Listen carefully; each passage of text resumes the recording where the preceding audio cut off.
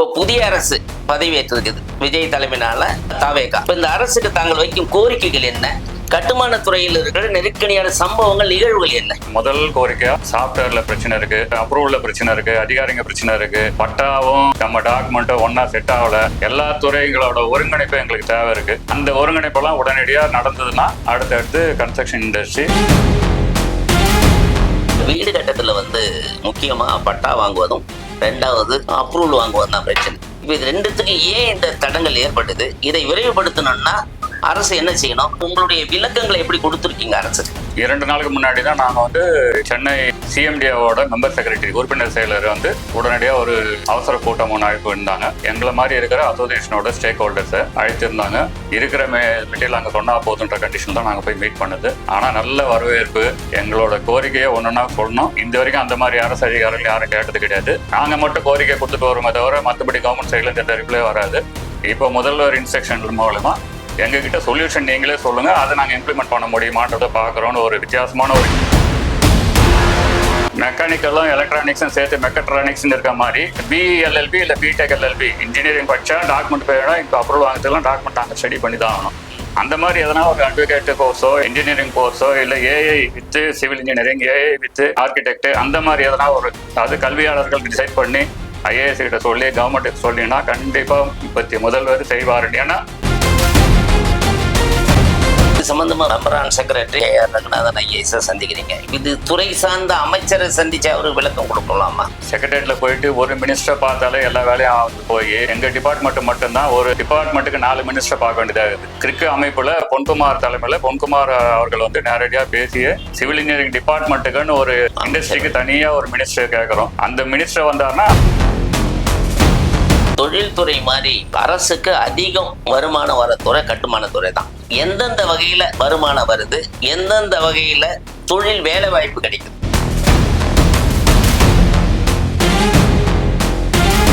சின்ன ஒரு பட்ஜெட்ல ஒரு 10 லட்ச ரூபாய்க்கு இடம் பார்த்தா கூட ஒரு 9% ஸ்டாம்ப் டியூட்டி கட்டுறாங்க. இப்போ ஆரம்பிக்கிற கவர்மெண்ட் ரெவன்யூ ஒரு அரசாங்கத்தை ஒரு வருஷத்துக்கு நடத்துறதுக்கான அந்த அமௌண்ட் ஃபுல்லாவே நம்ம டிபார்ட்மெண்ட்லயே வந்துருது. எந்த அரசாங்கமும் இதுல இந்த டிபார்ட்மெண்ட்டை அவ்வளோ நோக்கி பார்க்கல. டாஸ்மாக்ல லென்ஸ் வச்சு பார்க்குறாங்களே தவிர கட்டுமானத்துறை நீங்க இது பண்ணீங்கனாலே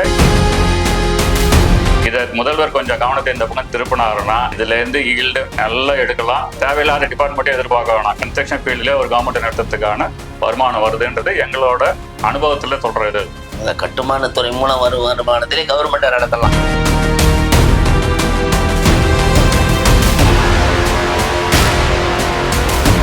வணிகமணி பார்வையாளர்களுக்கு வணக்கம்.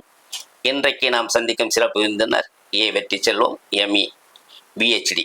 பிஹெச் என்பது நகர திட்ட அமைப்புகள் பற்றிய ஆராய்ச்சிகள் செய்து கொண்டு வருகிறார். அவர் த டைமென்ஷன் மற்றும் வெற்றி கன்ஸ்ட்ரக்ஷன் மூலம் வீடு கட்டுவதற்கான வரைபடம் தயாரித்தல், திட்டங்களை நிர்ணயித்தல், அதற்கான பிளானிங் அப்ரூவல் வாங்குவதல் மற்றும் கட்டிடங்களையும் கட்டி கொடுத்து வருகிறார். அது மட்டும் இல்லாமல் construction and real estate industries, அதாவது கிரிக் என்ற அமைப்பின் பொன்குமார் தலைமையான அமைப்பு, அந்த அமைப்பில் மாநில இணைச் செயலாளராக இருக்கிறார். அதேபோல் மெட்ரோபாலிட்டியன் சிவில் இன்ஜினியர் அசோசியேஷன்ல துணைத் தலைவராக இருக்கிறார். அதனுடைய தலைவராக ஜெகதீஷன் இருந்து வருகிறார். அதுக்கு அடுத்தது கிரேட்டர் சென்னை ரிஜிஸ்டர் இன்ஜினியர் அசோசியேஷனுடைய சிறப்பு உறுப்பினராக இருக்கிறார். அதன் தலைவராக சுரேஷ்குமார் மற்றும் நாராயணன் ஆகியவர் இருந்து வருகிறார்கள். இப்படி பல்வேறு அமைப்புகளில் செயலாற்றி வரும் அவர் புதிய அரசு வந்ததற்கு தன்னுடைய கோரிக்கைகள் என்ன என்பதும் அவர் நிறுவனத்தின் செயல்பாடுகளை பற்றியும் விளக்கமாக கேட்டறிய உள்ளோம். வாருங்கள், அவரை சந்திப்போம். வணக்கம் சார். வணிகமணி நேயர்களுக்கு வணக்கம் சார். இப்ப நீங்க பல்வேறு 2 நிறுவனங்கள் நடத்துறீங்க, பல்வேறு அமைப்புகள்ல முக்கிய பொறுப்புகளை பணியாற்றி வரீங்க. இப்போ புதிய அரசு பதவியேற்றிருக்குது விஜய் தலைமையினால தாவேகா. இப்ப இந்த அரசுக்கு தாங்கள் வைக்கும் கோரிக்கைகள் என்ன? கட்டுமான துறையில் இருக்கிற நெருக்கடியான சம்பவங்கள், நிகழ்வுகள் என்ன? 2 நாளைக்கு அப்புறம் ஒரு புதிய அரசு மாற்றம் உருவாகி இருக்குது. அந்த மாற்றத்துல கட்டுமானத்துறைக்கு என்னென்ன பயன்கள்ன்றதை நீங்க கேட்குறீங்க. நல்ல கேள்வி. கடந்த ஒரு 15-20 வருஷமா ஒரு கட்டுமானத்துறை ஒரு தேக்க நிலையிலேயே இருந்துன்னு வருது. 2017 கொஞ்சம் பிரச்சனை தான் ஓடின்னு இருக்கிறது. அதுவும் சவுத் சென்னைன்றது 2015 ஒரு தேக்க நிலை வருது. ஏன்னா ஃப்ளட்டு வந்தது. ஃப்ளட்டு வந்தப்போ சவுத் சென்னை செம்பரம்பாக்கம் ஏறினால சவுத் சென்னை பக்கம் டோட்டலாக இங்கே கன்ஸ்ட்ரக்ஷன் இண்டஸ்ட்ரியே அடி வாங்குச்சு. அதுக்கப்புறம் டிமானிட்டைசேஷன், அதுக்கப்புறம் ஜிஎஸ்டி, அதுக்கு அடுத்தது பார்த்தீங்கன்னா எல்லாத்தோட ஒஸ்ட்டாக உலகமே அஃபெக்ட் ஆன கொரோனாவில் அடி வாங்கினோம். அதை மீறி இன்னைக்கு நாங்கள் மீண்டும் எழுந்து நிற்கிறோன்னா ஏதோ எங்களோட எக்ஸ்பீரியன்ஸும் அரசோட நலத்திட்டங்களும் சேர்த்து கொஞ்சமாக இம்ப்ரூவ் ஆகி வந்துன்னு இருக்கிறது. அதில் அடுத்தடுத்த எலெக்ஷனு, அடுத்தடுத்த கவர்மெண்ட் மாறினது, இதெல்லாம் வந்து எங்களுக்கு ஒரு தேக்க நிலையை உருவாக்கி இருந்தது. இப்போ வந்து சென்ற அரசில் வந்து நல்ல ஒரு திட்டங்கள் ஆன்லைனில் பண்ணது, registration online, self education method, இதெல்லாம் கொடுத்தா கூட 100% கம்ப்ளீட்டாக முடிக்க முடியல அவங்களால. ஏதோ அரசியல் காரணமோ இல்லை அழுத்தமோ இல்லை அதிகாரிகளோட ஒத்துழைப்பு இல்லையோ. இது வந்து சென்ட்ரல் கவர்மெண்ட்டு போன ஒரு டிசம்பர் மாதம் வரைக்குமே இருந்தது. இப்போ டிசம்பர் மாதத்துக்கு அப்புறம் மீண்டும் ஒரு தேக்க நிலை, எலெக்ஷன் சொன்னாங்க, கவர்மெண்ட் மாறினாங்க. இப்போ கவர்மெண்ட் மாறி இருக்கு, எதிர்பார்ப்பு எக்கச்சக்கமாக எகிரி இருக்குது. இந்த நேரத்தில் உடனே நம்ம நாளைக்கே உலகத்தையே புரட்டி போட்டு இண்டஸ்ட்ரியை மாற்றி போட்டு எல்லாத்தையும் பண்ணுறாங்கன்ற அளவுக்கு ஒரு எதிர்பார்ப்பு இருக்குது. அது முதல்வர் என்ன பண்ணுவாருன்றது போக போக தான் தெரியும். அதில் முதல்ல எடுத்த உடனே எங்களை கூப்பிட்டு அரசாங்கத்தில் பேசியிருக்காங்க. பேசுனதில் ஒரு சில விஷயங்கள் எங்களுக்கு நடைமுறைக்கு ஒத்து வராத ஒரு சில விஷயங்கள், நல்ல நல்ல பங்களிப்பு, எங்களோட பங்களிப்பு, அரசோட பங்களிப்பு, ஒரு சில விஷயங்களை கட் பண்ணுறது, இதெல்லாம் வந்து நல்ல விஷயமா இருந்தாலும் இந்த 6 மாசமா இருக்கிற தேக்க நிலைக்கு ஸ்பீடப் பண்ணுறதுக்கான முதல் கோரிக்கையாக நாங்கள் முதல்வர்கிட்ட கேட்டிருக்கோம். 10 லட்ச ரூபாயிலேருந்து 1 கோடி ரூபாய் வச்சுன்னு தனி வீடு கட்டுறவங்க வந்து உடனடியாக ஆரம்பிக்கின்ற ஸ்டேஜில் தான் எங்ககிட்டே வராங்க. பிளானுக்கு வர்றது, கன்ஸ்ட்ரக்ஷன் வர்றது எல்லாமே. இப்போ ஆரம்பித்து அவங்க கையில் வச்சிருக்க காசுக்கு ஒரு பக்கம் பேங்க் லோன் போயிட்டு வட்டி கட்டினிருக்காங்க, அதையும் செலவு பண்ண முடியல, பிளான பொருள் வாங்க முடியல, கையில் இருக்க காசும் கொஞ்சம் கொஞ்சமாக கரைஞ்சின்னு இருக்கு. இந்த மாதிரி சிச்சுவேஷனில் எங்களுக்கு 6 மாதன்றது பெரிய பிரச்சனையாக இருக்குது. அதை உடனடியாக ரிலீஸ் பண்ணி, சாஃப்ட்வேரில் பிரச்சனை இருக்குது, அடுத்தடுத்து அப்ரூவலில் பிரச்சனை இருக்குது, அதிகாரிங்க பிரச்சனை இருக்குது, பட்டாவும் நம்ம டாக்குமெண்ட்டும் ஒன்றா செட் ஆகலை, அந்த மாதிரி இஷ்யூஸ்லாம் இருக்குது. இதெல்லாம் ஒருங்கிணைப்பு, முதல்ல எல்லா துறைகளோட ஒருங்கிணைப்பு எங்களுக்கு தேவை இருக்குது. அந்த ஒருங்கிணைப்பெல்லாம் உடனடியாக நடந்ததுன்னா அடுத்தடுத்து கன்ஸ்ட்ரக்ஷன் இண்டஸ்ட்ரி பெரிய வளர்ச்சி காணும். டிமாண்ட் இருக்குது, அதுக்காக ஈல்டு கொஞ்சம் கொஞ்சமாக பண்ணிட்டு இருக்கோம். அந்த தேவை இம்மிடியேட்டாக தேவையாக இப்போதைக்கு இருக்குது. அதை முதல் பிரச்சனை முதல்வர்கிட்ட கவனத்துக்கு எடுத்து போகிறது நல்லா இருக்கும்னு நினைக்கிறேன். வீடு கட்டத்தில் வந்து முக்கியமாக பட்டா வாங்குவதும் 2வது அப்ரூவல் வாங்குவதும் தான் பிரச்சனை. இப்போ இது 2த்துக்கு ஏன் இந்த தடங்கள் ஏற்படுது? இதை விரைவுபடுத்தணும்னா அரசு என்ன செய்யணும்? உங்களுடைய விளக்கங்களை எப்படி கொடுத்துருக்கீங்க அரசுக்கு? நல்ல கேள்வி.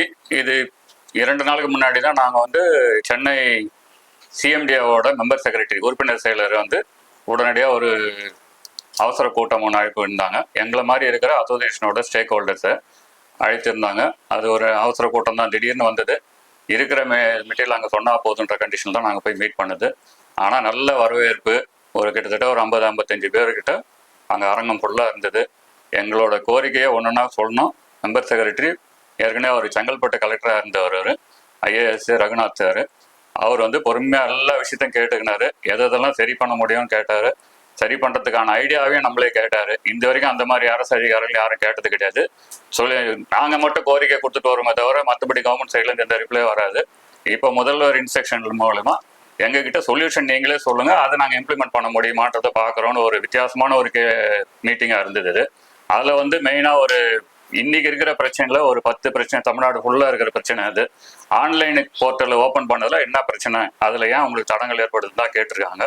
அதுக்கான மீட்டிங் தான் அது. அதில் வந்து கண்டிப்பான தவிர்க்க முடியாத ஒரு பிரச்சனைன்னு ஒரு 10 பிரச்சனை கொடுத்துருக்கோம். அதில் வந்து மெயினாக வந்து சர்வர் இஷ்யூ வந்து பெருசாக ஒன்று இருக்குது.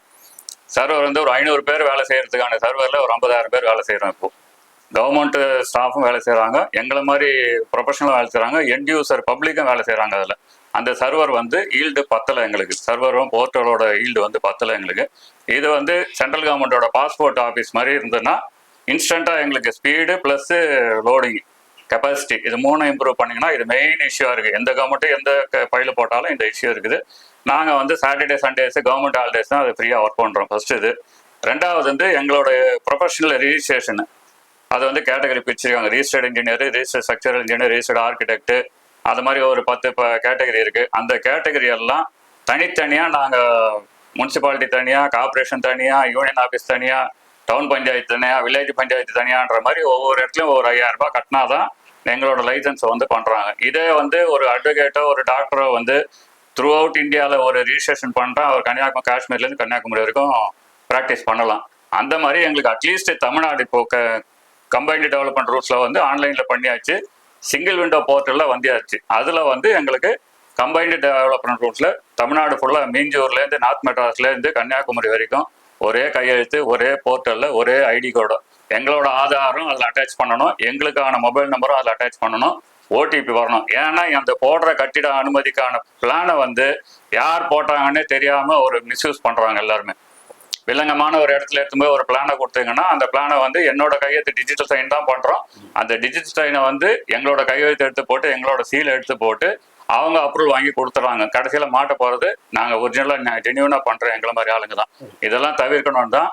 ஆன்லைன்லேயும் சரி, செல்ஃப் சர்டிஃபிகேஷன் மெத்தட்னு ஒன்று கவர்மெண்ட்டில் கொடுத்துருக்காங்க. அந்த மெத்தட்லேயும் சரி, எங்கே யார் பிளான் போடுறாங்களோ அவங்களோட டீட்டெயில்ஸு கண்டிப்பாக அதில் எக்காலம் கொண்டு 15 வருஷம் 25 வருஷம் ஆனாலும் சரி, ஓனரோட ஐடென்டிட்டியும் அதுக்கான இன்ஜினியரோட ஐடென்டிட்டியும் கண்டிப்பாக அதில் வரணுன்றது தான் எங்களோட எதிர்பார்ப்பு. இது எல்லா சங்கத்தோட கோரிக்கையாக இருந்தது. அதனால் எம்எஸ் அவர்கள் எல்லாரையும் கேட்டாங்க, உங்களுக்குலாம் அந்த ஆட்சேபம் இல்லை சார், எல்லாரோட கோரிக்கை தான் இதுனாங்க. அதனால இமீடியட்டாக அது சிங்கிள் என்ட்ரியில் எங்களுக்கான லைசன்ஸை தமிழ்நாடு ஃபுல்லாக கொடுக்கணும்னு கேட்டிருக்கோம். மூணாவது வந்து ஓடிபி ரிஜிஸ்ட்ரேஷன். அதான் எந்த விதமாக இருந்தாலும் எங்களுக்கு ஓடிபி வரணும். நான் தான் அந்த பிளானை போட்டிருக்கேன், அந்த கட்டுறதுக்கான அதாவது டிவியேஷனாக இருந்தாலும் சரி, எந்த ஒரு இது நடந்தாலும் அதுக்கு பொறுப்பு நாங்கன்ற மாதிரி அந்த ஓடிபி கொடுத்தனால ஆட்டோமேட்டிக்காக ஆன்லைனில் கனெக்ட் ஆகிடுது. அது ஒன்று. நாலாவது வந்து யூனிஃபார்ம் அப்ரூவல் ப்ராசஸ் கேட்டிருக்கோம். யூனிஃபார்ம் அப்ரூவல் ப்ராசஸ்னா தமிழ்நாடு ஃபுல்லாக ஒரே மாதிரி வேணும். சிங்கிள் விண்டோ போர்ட்டல்ன்றது யூனிஃபார்ம் இது. ஆனாலும் சென்னை கார்பரேஷன் தனி, டிடிசிபி தனி, இங்கே நாங்கள் இருக்கிறது வந்து பம்மல் பலாரம் ஏரியா, இந்த பெல்ட்டுக்கு தனியாக இருக்குது. நாங்கள்லாம் 3 லிங்க்ல போனோம். இதெல்லாம் அவங்கெல்லாம் ஒரே சிங்கிள் லிங்க்ல போகிறாங்க. சென்னை கார்பரேஷனில் இன்றைக்கும் 50% ஆன்லைனு, பிரிண்ட் எடுக்கிறது வந்து பிரிண்ட் எடுத்து சீல் அடிச்சு சைன் போட்டு கொடுக்க சொல்கிறாங்க. ஆன்லைனில் போன பிறகு சீல் அடிச்சு சைன் போடுறதுக்கு வேலையே இல்லைங்க. இதை கொஞ்சம் யூனிஃபார்மாக எங்களுக்கு அப்ரூவல் ப்ராசஸ் தமிழ்நாடு ஃபுல்லாக வேணும்னு கேட்டிருக்கோம். 5வது வந்து சிங்கிள் விண்டோ போர்ட்டலில் எங்களுக்கான பவர் கொடுத்துறாங்க. அது வந்து ப்ரௌசிங் சென்டரில் பப்ளிக் பண்ணுற மாதிரி தான் அதில் ஒரு ஆக்ட் கொடுத்து கவர்மெண்ட்டில் சொல்லியிருந்தாங்க, சென்ட்ரல் கவர்மெண்ட்டில். அது ப்ரௌசிங் சென்டரில் பண்ண முடியாது. ஒரு இன்ஜினியரோட சப்போர்ட்டில் தான் அது ப்ரௌசிங் சென்டரில் பண்ண முடியும். இன்ஜினியர் தான் பிளான் ரெடி பண்ணி கொடுக்குறோம். அப்போ இன்ஜினியரோட பொறுப்பு இல்லாமல் ஒரு இன்ஜினியர் கேடு தெரிஞ்ச ஆளே வந்து ஒரு ப்ரௌசிங் சென்டரில் பிளான் போடுறாங்கன்னா அப்போ இன்ஜினியருக்கு அங்கே மதிப்பும் இல்லை, வேலையும் இல்லை. அடுத்த தலைமுறைக்கு இது ஒரு இன்ஜினியர் உள்ள வரத்துக்கான நல்ல வேலை வாய்ப்பாக இருந்தாலும் அடுத்த தலைமுறை இன்ஜினியர் வந்து இது உள்ள வரதுக்கான சான்சஸ் ரொம்ப கம்மி. கேடு தெரிஞ்சா போதும் அவர் பிளான் போட்டுடலான்ற கண்டிஷனில் தான் இருக்கு. அதுவும் யார் மேலே பொறுப்புன்றது கிடையாது. அந்த செல்ஃப் சர்டிஃபிகேட்ல என்ன வேணா பண்ணலாம். நீங்க கொடுக்குற பேப்பர் அப்ரூவ் பண்ணி தராங்க, கவர்மெண்ட்டுக்கு ஃபீஸ் போகுது, அவ்வளோதான். அதை கட் பண்றதுக்கு கவர்மெண்ட்டுக்கான ஃபீஸும் போகணும், அடுத்த தலைமுறைக்கான வழிமுறையும் வரணும். அந்த கட்டிடத்துக்கான பொறுப்பு யாரு, அந்த இன்ஜினியர்ன்றது அதுலயும் வரணும். மேலும் அந்த கட்டிடத்துக்கான பொறுப்புல வந்து அந்த இன்ஜினியருக்கு சூப்பர்வைசர் பண்ணணும் அந்த பில்டிங்கை அப்படின்னு ஒரு கிளாஸும் ஒன்று கேட்டிருக்கோம். ஏன்னா இப்போ இருக்கிறதெல்லாம் G+3, 4ன்னு போயாச்சு. எல்லாத்துக்கும் ஒரு இன்ஜினியர் கண்டிப்பாக அதில் பிளான் வாங்கி கொடுக்குறா இருந்தாலும் சரி, இல்லை வேற யாருனா இருந்தாலும் சரி, ஒரு ஸ்ட்ரக்சரல் ஒரு இன்ஜினியரோ அதில் கண்டிப்பாக அந்த சூப்பர்வைஸ் பண்ணணும்னு எதிர்பார்க்குறோம். அதுக்கப்புறம் வந்து எங்களுக்கு வந்து இங்கே லோக்கல் ஏரியாவில் ஏர்போர்ட் என்ஓசி பெரிய பிரச்சனை. எங்களுக்கு ஏர்போர்ட்டு, ஏர்ஃபோர்ஸு, ஆர்கியாலஜி இதெல்லாம் 3 வந்து சென்ட்ரல் கவர்மெண்ட்டில் வருது. இதுக்கான என்ஓசி வந்து என்ன மெனக்கெட்டாலும் கிடைக்கிறதுல கஷ்டமா இருக்கு எங்களுக்கு. எந்த வழியில போனாலும் சரி, எதுவுமே ஒரு லிமிட்டுக்கு மேலே போக முடியல. ஸ்டேட் கவர்மெண்ட் இருந்தாலும் சண்டை போட்டு ஆளுங்களை பார்த்து வாங்கலாம். சென்ட்ரல் கவர்மெண்ட்டே எங்களை தான் கிட்டே சேர்க்கறது மதிக்கிறதும் கிடையாது. அந்த மாதிரி விஷயத்துல ஓனராலையும் போய் வாங்க முடியல, எங்களாலையும் போய் வாங்க முடியல. இதுக்கு ஒரு எங்களுக்கு இந்த பவுண்டரி உள்ள வராத, இந்த பவுண்டரியில வந்தா ஏர்போர்ட், இந்த பவுண்டரியில வந்தா ஏர்ஃபோர்ஸ், இந்த பவுண்டரியில வந்தா ஆர்கியாலஜி, இந்த பவுண்டரி லோக்கல்ல வந்து ஸ்டேட் கவர்மெண்ட்ல பிடபிள்யூடி. இப்போ புதுசா நிறைய வாட்டர் பாடி பக்கத்துல தண்ணி இது பில்டிங் கட்டாதீங்க, 10 அடி விடுங்கன்னு சொல்லி கேட்டுன்னு இருக்காங்க. சாதாரண கால்வாய் ஓடையா இருந்தாலும் அதுல வந்து எங்களுக்கு பில்டிங் சாதாரண 2 மாடி வீடு கட்டுறது கூட அங்க பிரச்சனை இருக்குது. இந்த விஷயம் அடுத்தது ஃபயர் சர்டிஃபிகேட், இதெல்லாம் வந்து ஸ்டேட் கவர்மெண்ட்ல இருக்கு. அந்த முதல் 3 சென்ட்ரல் கவர்மெண்ட்ல இருக்கு. இதுக்கு ஒரு வழிமுறை பண்ணி இந்த லிமிட்டுக்குள்ள வந்தா, இந்த ஹைட்டு, இந்த ஏர்போர்ட்டா இருந்தா, ஆர்கியாலஜி இருந்தா இந்த 500 மீட்டருக்குள்ள வராதிங்க. 500 மீட்டர் பவுண்டரியை பிக்ஸ் பண்ணி வெளியில நீங்க கட்டிக்கோ, உள்ள வந்து கொடுக்க முடியாதுன்னா அந்த இடத்த பில்டர் வாங்க மாட்டாங்க. 2 கோடி ரூபாய் கொடுத்து இடத்த வாங்கிட்டு அதுக்கப்புறம் நம்ம பிளானுக்கு வரும்போது என்ஓசி பண்ணணும் போது அந்த 2 கோடி ரூபாய் லாக் ஆகிட்டு அவங்க கஷ்டப்பட்டு தான் இன்வெஸ்ட் பண்றாங்க. அதனால வட்டி போகுது, பிஸ்னஸ் போகுது, யாரத்துக்கு பில்டிங்கை முடிச்சு தர முடியல. எல்லாமே ஒரு குழப்பமான மனநிலை இது. அதை அவாய்ட் பண்ண சொல்லியிருக்கோம். அதுக்கு அடுத்தது வந்து எங்களோட கேட்டகரி ரிஜிஸ்டர்ட் இன்ஜினியர் சொல்லியிருந்தோம் பாருங்க. அந்த கேட்டகரி வந்து ஒரு 10 விதமான கேட்டகரி வந்து படிப்புக்கேற்ற எக்ஸ்பீரியன்ஸுக்கு ஏற்ற கேட்டகரியா இல்லை. தமிழ்நாடு கம்பைன்டு பில்டிங் ரூல்ஸ்ல வந்து கேட்டகரியா இல்லை. டிப்ளமா முடிச்சவங்க ஒரு 5 வருஷம் ஆச்சுன்னா பிஇக்கு ஈக்குவல்ன்றோம். ஆனால் பிஇக்கான கேட்டகரியில் இல்லை, கிரேடு 3ன்னு கொடுக்குறாங்க. எங்களுக்கு லைசன்ஸ் சர்வேராக இருக்கும்போது கிரேட் 2ல இருந்தோம், இன்னைக்கு கிரேட் 3ல இருக்கோம். இந்த கேட்டகரியில் இருக்க கொஞ்சம் சின்ன சின்ன நெருடல்களை கொஞ்சம் சரி பண்ணால் நல்லா இருக்கும்னு கொடுத்துருக்காங்க. அதுக்கப்புறம் பேமெண்ட் கேட்வே, அது ஆன்லைனில் போனாலும் சரி, சிங்கிள் விண்டோ போர்ட்டலாக இருந்தாலும் சரி, செல்ஃப் சர்டிஃபிகேஷன் மெத்தடாக சரி, கவர்மெண்ட் இதில் பார்ட் பேமெண்ட் கேட்குறோம். ஏன்னா எடுத்தவொடனே 4 லட்சம் 5 லட்சம் ஃபீஸ் கட்டும்போது கஸ்டமர் வந்து பயப்படுறாங்க. ஒரு 5000 ரூபாய் கட்டிட்டு அது ஓகே ஆச்சுன்னா அடுத்தது நாங்கள் பேலன்ஸ் ஒரு 50,000 இல்லை 1 லட்சமோ பார்ட் பேமெண்ட் கட்டுறதுக்கான வேணும். அது சிங்கிள் ஸ்ட்ரோக்ல வேற எந்த ஆப்ஷனும் கிடையாது, ஒரே ஆப்ஷன்ல தான் இருக்குது. எதையும் அவர்கிட்ட கேட்டிருக்கோம். அதுக்கு அடுத்தது எங்களுக்கான இந்த பெல்ட் ஏரியான்னு சொல்லப்படுகிற செங்கல்பட்டு, திருவள்ளூர்ல ஆவடி, தாம்பரம் கார்பரேஷன் அஃபெக்ட் ஆகுது.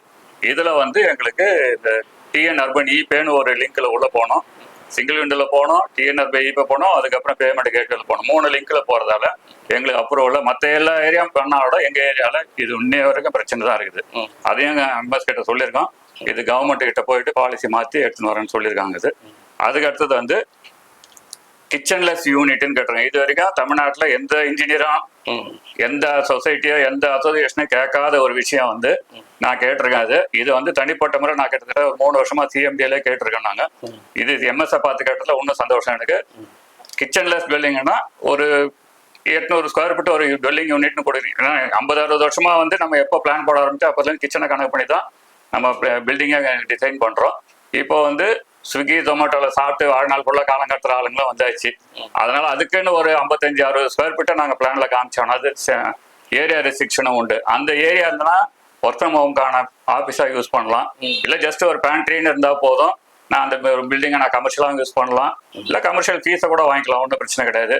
ரெசிடென்ஷியலாக வேணால் ரெசிடென்ஷியலாக யூஸ் பண்ணிக்கலாம். இல்லை ஏதோ ஒரு ஹோம் மாதிரி நடத்துகிறாங்கன்னாலும் அதுக்கும் அதை யூஸ் பண்ணுறதுக்கு எனக்கு மல்டி ஸ்டோரேஜ் பில்டிங் கட்டினாலும் சரி, நார்மல் 8 யூனிட் பில்டிங் கட்டினாலும் சரி, அதில் ஒரு கிச்சன்லெஸ் டுவெல்லிங் யூனிட். டுவெல்லிங் யூனிட்னா ரெசிடென்ஷியல், டுவெல்லிங் யூனிட் இல்லாமல் ஒரு யூனிட்னு கணக்கு பண்ணினா கூட அதை கேட்டிருக்கேன். ஏன்னா ஃபியூச்சர் வந்து அப்படிதான் வரும். இனிமேல் நம்ம ஒரு ஏரியா கண்டு பண்ணிட்டு 4 பங்கிட்டுங்க, 4ல் ஒரு கமர்ஷியல் ஒரு இதுன்னு வரும். அதனால எல்லாமே கிளப் பண்ண விட நீங்கள் டேக்ஸ் போடும்போது அதை மாற்றிக்கலாம்னு சொல்லி கேட்டிருக்கோம். கமர்ஷியலோ இதுவோ கேட்டிருக்கோம். அதுக்கு அடுத்தது வந்து எங்களோட சைட்ல வந்து வேலை செய்யறதுக்கு ஒரு 50 பேர் அங்கே தங்கினாங்கன்னா அவங்களும் மனுஷங்க தான். அவங்களுக்கும் காலை கடன்லேருந்து மனித உபாதைகளை கழிக்கிறதுக்கு ஒரு இடம் வேணும். அதுக்கான டெம்பரவரி இபி லைன் மாதிரி temporary under ground drainage system, அதுக்கான வாட்டர் ஃபெசிலிட்டி இதெல்லாம் கொடுக்கறதுக்கு பர்மிஷன் வேணும்னு கேட்டோம். ஏன்னா சுற்றுச்சூழல் பாது அவங்களுக்கு ப்ரைவசி இல்லை. அவங்களும் வெளியூர்லேருந்து வராங்க, வெளி மாநிலத்துலேருந்து வராங்க. அவங்களுக்கும் இங்கே இருக்கிற ஒர்க் பண்ணுறதுக்கான சேஃப்டி பர்பஸ் எங்களுக்கு பார்க்கணுன்றது அது என்னோட தனிப்பட்ட கருத்து. அதையும் நாங்கள் அதிர்ச்சி மூலமாக எடுத்து வச்சிருக்கோம்.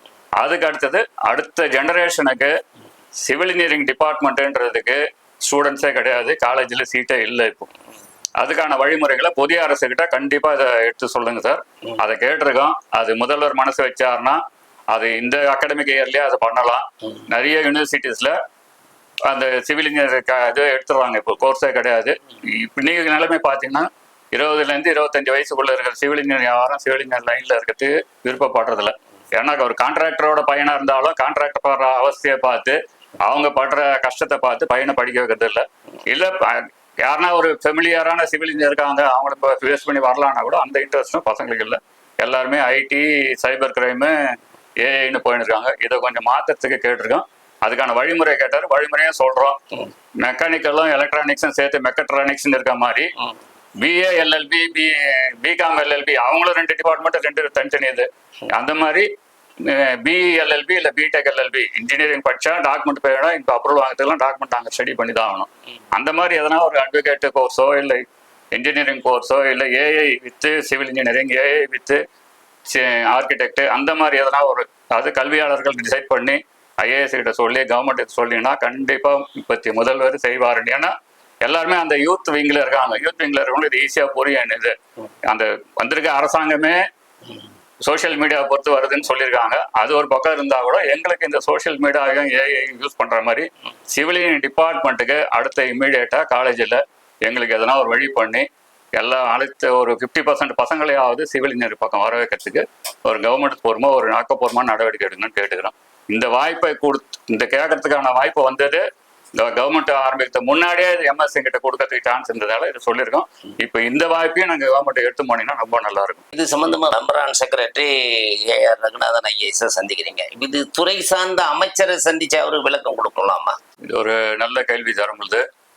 செக்ரட்டரியேட்டில் போயிட்டு ஒரு மினிஸ்டரை பார்த்தாலே எல்லா வேலையும் ஆகுறது போய் எங்கள் டிபார்ட்மெண்ட் மட்டும்தான் ஒரு டிபார்ட்மெண்ட்டுக்கு 4 மினிஸ்டரை பார்க்க வேண்டியதாகுது.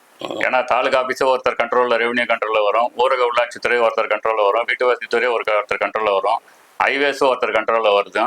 இதை வந்து கிரிக்கு அமைப்பில் பொன்குமார் தலைமையில் பொன்குமார் அவர்கள் வந்து நேரடியாக பேசிய எங்களுக்கு கட்டுமானத்துறைக்குன்னு சிவில் இன்ஜினியரிங் டிபார்ட்மெண்ட்டுக்குன்னு ஒரு இண்டஸ்ட்ரிக்கு தனியாக ஒரு மினிஸ்டர் கேட்குறோம். அந்த மினிஸ்டர் வந்தாருன்னா அவர்கிட்ட எல்லா கோரிக்கையும் சேர்த்து எல்லாத்தையும் யூனிக்காக ஒரே யூனிஃபார்ம் இதில் போயிட்டு ஒரே பாயிண்ட்ல எங்களுக்கான சொல்யூஷன் கிடைக்குன்னு எதிர்பார்க்குறோம். அது முதல்வர் இந்த வாட்டி இந்த கவர்மெண்ட்ல வந்து வெவ்வேறு சமூக நலத்துறைலாம் புது துறையெல்லாம் ஆரம்பிச்சிருக்காங்க. அது மாதிரி எங்களுக்கு 4 டிபார்ட்மெண்ட்டை சேர்த்து அந்த டிபார்ட்மெண்ட் இருந்தாலும் எங்களுக்கு கட்டுமானத்துறைக்கும் தனியா ஒரு அமைச்சரை நியமிச்சு எங்களோட கோரிக்கையை நேரம் ஒருத்தர்கிட்ட சொன்னாலே தமிழ்நாடு ஃபுல்லா நடக்கணும்னு எதிர்பார்க்கிறோம். ஏன்னா இன்னைக்கு இருக்கிற டிஜிட்டல் வேர்ல்டுல எல்லா டேட்டா சென்டரும் ஒரே இடத்துல கண்ட்ரோல் வச்சாலே எல்லாமே நடக்கும், வேர்ல்டு வைடு நடக்குது. ஆனால் நம்ம இந்த ஸ்டேட்ல நம்ம எல்லாத்துக்குமே லீடிங்கா இருக்கிறோம். இந்த ஒரு விஷயத்துல நம்ம பர்ஃபெக்டா எடுத்து அது கீழே ஒரு 4-5 ஐஏஎஸ் இருந்தாலும் பரவாயில்ல, மினிஸ்டர் வந்து ஒரே மினிஸ்டரா இருந்து எங்களுக்கு எல்லா கோரிக்கையும் ஒருத்தர்கிட்ட சொன்னாலே எல்லாருமே. ஏன்னா இன்னைக்கு பட்டா வந்து தனியா இருக்குது, ரிஜிஸ்ட்ரேஷன் டிபார்ட்மெண்ட் தனியா இருக்குது. அந்த ரிஜிஸ்ட்ரேஷன் டிபார்ட்மெண்ட்ல இருக்கிற டாக்குமெண்ட்டுக்கும் பட்டாக்கும் 99% செட் ஆகிறது இல்லை. அதுல ஒரு அளவுக்கு இதுல ஒரு அளவு இருக்கு. இதை மீறி நாங்க கிளப் பண்ணி பிளானை போட்டோம்னா அதுல ஒரு அளவு போட வேண்டியது. இன்னொரு பிரச்சனை ஃபீட் அண்ட் இன்ச்சஸ்ல அடி கணக்கில் தான் நான் இவ்வளோ நாள் பத்திரம் பண்றாங்க. அது மீட்டர் கணக்கில் இப்போ மாற்றியாச்சுன்னா எங்களுக்கு பிளான் போடும்போதெல்லாம் பட்டாலையும் மீட்டர் கணக்கில் வந்தாச்சு. இந்த கம்பேரிசன்ல கன்வர்ஷன்ல வந்து ஒரு சில இடத்துல நிறைய விட்டு போகுது. இந்த குறைகள்லாம் தீர்க்கணும்னா ஒரு சிங்கிள் ஐடி கொடுத்தீங்கன்னா அவரோட ப்ராப்பர்ட்டி, அவரோட பட்டா, அவரோட ரிஜிஸ்ட்ரேஷன் டாக்குமெண்ட் எல்லாமே யூனிக் ஐடியில் ஒரு ஆதார் போட்டாரு லிங்க் ஆச்சுன்னா நாங்களே பார்த்துக்கிற மாதிரி, இல்லை கவர்மெண்ட் சைடு நீங்களே பார்த்துக்கிற மாதிரி இருந்தாலும் சரி, ஒரு பட்டனை தட்டினா எல்லா டீட்டெயிலும் வேற மாதிரி வந்துச்சுன்னா technical team plus software team யாருன்னா நல்லா ஒர்க் பண்ணாங்கன்னா இது ஒரே இதுல மேட்டர் பண்ணிடும். ரெவன்யூ வந்து அவ்வளோ இருக்கு எங்க டிபார்ட்மெண்ட்ல. அரசாங்கத்துக்கான வருவாய் வந்து ஏகப்பட்டது குவிஞ்சு இருக்கிற இது வந்து எங்களோட கன்ஸ்ட்ரக்ஷன் ஃபீல்டு தான். இதை வந்து உலகளாவே இதுல எடுத்து போனாலும் சரி, இல்லை சொபிஸ்டிகேட்டட் இன்ஸ்ட்ருமெண்ட் யூஸ் பண்ணி வேலை செஞ்சாலும் சரி, இல்லை டெக்னிக்கலாக பிளான் போகிறது. நாங்கள் ப்ளூ பிரிண்ட்லேருந்து இப்போ கேடுக்கு வந்தாச்சு, கேட்லேருந்து இப்போ ஆன்லைன் அப்ரூவல் வந்தாச்சு, ஒயிட் பிரிண்ட்ல தான் எல்லாமே கொடுக்குறோம். அது சரி டிஜிட்டல் அப்ரூவல் வந்தாச்சு. இந்த டிஜிட்டல் அப்ரூவலும் சொபிஸ்டிகேட்டட் மிஷினரிஸ் யூஸ் பண்ணுறக்கு இது பண்ணாதான் அடுத்த ஜென்ரேஷனில் இருக்கிற பசங்களே வந்து படிக்க வருவாங்க, யூஸ் பண்ண வருவாங்க. எல்லாமே இன்னைக்கு அயல் மாநிலத்திலேருந்து வர ஆளுங்களை எதிர்பார்த்து வேலை செய்யறதால இதெல்லாம் ஒரு தேக்க நிலை இருக்குது. இது இந்த 2 விஷயத்தையும் சேர்த்து ஒரு மினிஸ்டர் கிட்ட சொன்னோம்னா கண்டிப்பா வேலை நடக்கும். அந்த ஒரே இடத்துல எங்களுக்கு சென்ட்ரலைஸ்டு ஹெல்ப் டெஸ்க் இருந்ததுன்னா எல்லா விஷயமும் எங்களுக்கு யூனிஃபார்மா நடக்கும்னு எதிர்பார்க்குறோம். அதனால எந்த மினிஸ்டர்ன்றதை பார்க்கணும். அடுத்த இது வந்து மினிஸ்டர் மாத்தினாலும் இப்போ ஒரு டிபார்ட்மெண்ட்டை பார்க்கறதுக்கு போகிறோம், கேட்டுட்டு அதுக்கப்புறம் பர்மிஷன் வாங்கி இப்போதான் எம்எஸ் கூப்பிட்டுருக்காரு, அடுத்தது மினிஸ்டர் கூப்பிடுவான்னு எதிர்பார்க்குறோம். எடுத்து பார்த்தா அன்றைக்கே வேலை என்ன பெண்டிங் இருக்கோ அது எல்லாத்தையும் சொல்கிறதுக்கு தயாராக இருக்கணும். எந்த கவர்மெண்ட் வந்தாலும் சரி நாங்கள் சப்போர்ட் பண்ணுறதுக்கு ரெடியாக இருக்கோம். அசோசியேட் சைடு அசோசியேஷன் வந்து அரசுக்கும் மக்களுக்கும் பாலமாக இருந்து தான் நாங்கள் செயல்படுறோமே தவிர யாருக்கும் எதிராக இருந்து யாரும் குறை சொல்லியெல்லாம் நாங்கள் இது பண்ணுறதில்ல. எங்களுக்கு தேவை வேலை ஆகணும், பப்ளிக் வந்து பீஸ்ஃபுல்லாக இருக்கணும்னு தான் எதிர்பார்க்குறோம். தொழில்துறை மாதிரி அரசுக்கு அதிகம் வருமானம் வர துறை கட்டுமானத்துறை தான். அது பத்திரப்பதிவுல இருந்து அதனுடைய அப்ரூவல்ல இருந்து நீண்டிட்டே இருக்கு. எந்தெந்த வகையில வருமானம் வருது, எந்தெந்த வகையில தொழில் வேலை வாய்ப்பு கிடைக்குது, அதை பத்தி கொஞ்சம் சுருக்கமா சொல்லுங்க சார். நமது துறைன்னு பார்த்தீங்கன்னா சிவில் இன்ஜினியரிங் டிபார்ட்மெண்ட், அது கட்டுமான துறைன்னு பார்த்தீங்கன்னா மேலோட்டமாக பார்த்தா சிம்பிளாக தெரியும் அது. ஆனால் அனைத்து இந்திய மாநிலங்களுக்கு இருக்கிற இளைஞர்களுக்கு வேலை வாய்ப்பு கொடுக்குற ஒரே மாநிலம் இப்போதைக்கு தமிழ்நாடு தான் இருக்குது. எப்படி எடுத்தினாலும் சரி, எந்த விதத்தில் நீங்கள் கீழேருந்து மேலே போனாலும் சரி, மேலேருந்து கீழே போனாலும் சரி, இதுக்கான வருமானன்றது நீங்கள் இடம் பார்க்க ஆரம்பிச்சுலேருந்து ஒரு வீடு சின்ன ஒரு பட்ஜெட்டில் ஒரு 10 லட்ச ரூபாய்க்கு இடம் பார்த்தா கூட அந்த 10 லட்ச ரூபாய்க்கு ஒரு 9% ஸ்டாம்ப் டியூட்டி கட்டுறாங்க. அப்போ ஆரம்பிக்கிற கவர்மெண்ட் ரெவன்யூ வந்து அடுத்தது பிளான் அப்ரூவல், அடுத்தது கன்ஸ்ட்ரக்ஷன் மெட்டீரியல் பக்கம் ஒரு காஸ்ட்டு, ஒரு மெட்டீரியலுக்கான ஜிஎஸ்டி ஒரு பக்கம், மெட்டீரியலுக்கான சப்ளை, மேனுஃபேக்சரிங் அதெல்லாம் ஒரு வருமானம். அதுக்கப்புறம் அதை எடுத்துன்னு வந்து டிரான்ஸ்போர்ட் ஒரு வருமானம், டிரான்ஸ்போர்ட்டுக்கு அப்புறம் அங்கே லேபர் வச்சு வேலை செய்கிறாங்க பாருங்க, அவங்களுக்கான ஒரு வருமானம். அந்த பில்டிங் முடிக்கிறதுக்கு பிளான் அப்ரூவல் வாங்கிறதுக்கு ஒரு கவர்மெண்ட் ஃபீஸு, அதுக்கு இபி டிபார்ட்மெண்ட்டுக்கு ஒரு அமௌண்ட் போகுது. இபி டெம்பரரி லைனாக இருந்தாலும் சரி, பர்மனன்ட் லைனாக இருந்தாலும் சரி, அதுக்கு ஒரு இன்கம் வருது. ரிஜிஸ்ட்ரேஷன் டிபார்ட்மெண்ட்டை மட்டும் ஒரு 13,000 கோடியிலேருந்து 15,000 கோடிக்கு வருமானம் வருது. இந்த பிளான் அப்ரூவலில் இப்போ டைரெக்டாக சிங்கிள் இதுதான் போதுமா, பழைய மாடல் மாதிரி ஹெட் ஆஃப் அக்கௌண்ட்லாம் பிரிச்சுலாம் எதுவுமே கட்டுறதில்ல. டைரெக்டாக ஒன்று சிஎம்டிக்கு இல்லை கவர்மெண்ட்டுக்கான இதில் போகுது. அதுவும் ஒரு அரசாங்கத்தை ஒரு வருஷத்துக்கு நடத்துறதுக்கான இதுக்கு வருதோ அந்த அமௌண்ட் ஃபுல்லாகவே நம்ம டிபார்ட்மெண்ட்லேயே வந்துடுது. இதுக்கு அடுத்தது வந்து எங்களை நம்பி இருக்கிற குடும்பங்கள், எங்களை நம்பி இருக்கிற வியாபாரிகள், எங்களை நம்பி இருக்கிற இந்த ரிலேட்டடாக இருக்கிற தொழிலாளர்கள் எல்லாருக்குமே இதில் படி இழக்கப்படுது. சரி, வீடு தான் கட்டி முடிச்சிட்டோமா, அதுக்கப்புறம் என்ன ஆனோம்னா திருப்பி இபி லைனு, இபி டிபார்ட்மெண்ட் பர்மனெண்ட்டாக வருது, வாட்டர் டேக்ஸ் பர்மனெண்ட்டாக வருது, ரோட் டேக்ஸ் கட்டுறோம் எல்லா இதுக்கும். இதை தவிர மீதி ட்ரைனேஜ் சிஸ்டம் மற்ற இதெல்லாமே நம்ம இதுலேருந்து தான் கணக்கு பண்ணுறோம்.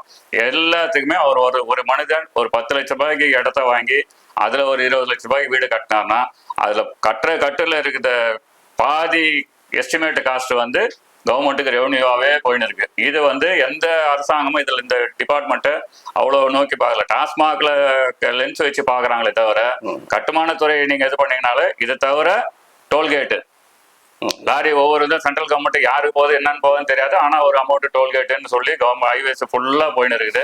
இதை மீறி ஒரு வீடு கட்டி முடிச்ச பிறகு இதோட முடிஞ்சுனா கூட பரவாயில்ல, அதுக்கு அடுத்தது ரோடு, பிரிட்ஜஸ்ஸு, ஹைவேஸு எல்லாமே வந்து கன்ஸ்ட்ரக்ஷன் ஃபீல்டு தான் வரும். அதெல்லாம் தனி இன்கம். அதெல்லாம் ஒரு ஒன் டைம் இன்வெஸ்ட்மெண்ட்டோ இல்லை அடுத்தடுத்து வருது. ஒரு வீடு கட்டினாலே அந்த ஏரியா ஃபுல்லாக டெவலப் ஆகுது. அங்கே ஒரு 1000 பேர் வராங்க, இன்ஃப்ராஸ்ட்ரக்சர் ரெடி ஆகுது. இந்த வருமானமே ஒரு அரசாங்கத்தை நடத்துறதுக்கு போதுமான அமைப்பாக இருக்கும், போதுமானதாக இருக்கும். அதுக்கப்புறம் இண்டஸ்ட்ரியல் எஸ்டேட்டு அந்த இதெல்லாம் தனி கணக்கு. அதுக்கப்புறம் கமர்ஷியலு, வாடகை விடுறது, வீட்டுக்காரனுக்கு வாடகை அமர்த்தினா கமர்ஷியல் டேக்ஸ் கட்டுறோம், எல்லாமே கமர்ஷியல் மீட்டர் ரீடிங் கட்டுறோம், டேரிஃப் 1லேருந்து 7 வரைக்கும் கட்டுறோம். இதெல்லாமே இண்டஸ்ட்ரியல் நம்ம இண்டஸ்ட்ரியை பொறுத்து இதுலேருந்து கன்ஸ்ட்ரக்ஷன் இண்டஸ்ட்ரியில் வர ஃபீல்டில் வர இன்கம் தான் இது. இதை முதல்வர் கொஞ்சம் கவனத்தை இந்த பக்கம் திருப்பினாருன்னா இதுலேருந்து ஈல்டு நல்லா எடுக்கலாம். வேஸ்ட் ஆகிற அமௌண்ட் எல்லாம் ஒருங்கிணைந்து கவர்மெண்ட்டுக்கு நேராக வந்ததுன்னா எந்த தேவையில்லாத டிபார்ட்மெண்ட்டையும் எதிர்பார்க்க வேணாம். கன்ஸ்ட்ரக்ஷன் ஃபீல்டில் ஒரு கவர்மெண்ட் நடத்துறதுக்கான வருமானம் வருதுன்றது எங்களோட அனுபவத்தில் சொல்றது. கட்டுமானத்துறை மூலம் வரும் வருமானத்திலே கவர்மெண்ட்டை நடத்தலாம், கண்டிப்பாக நடத்தலாம். அவங்களுக்கு மிக்க நன்றி சார். இந்த வாய்ப்பை நல்கிய திரு ஆறுமுகம் அவர்களுக்கும் வணிகமணி நிறுவனத்துக்கும் வாழ்த்துக்களையும் நன்றியும் வணக்கத்தையும் தெரிவித்துக் கொள்கிறேன்.